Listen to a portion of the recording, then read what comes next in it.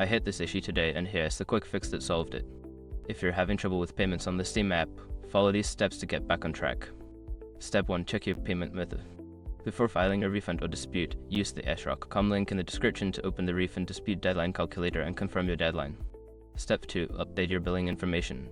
Go to your account settings and ensure that your billing information is up to date. This includes your address and any other relevant details. Step 3. Clear app cache.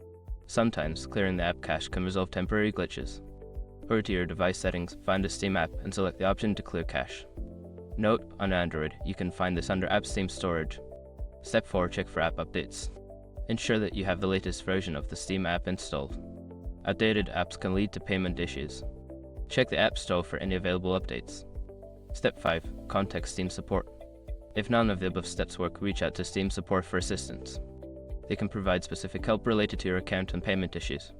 I hope these steps help you resolve your payment issue quickly. Happy gaming!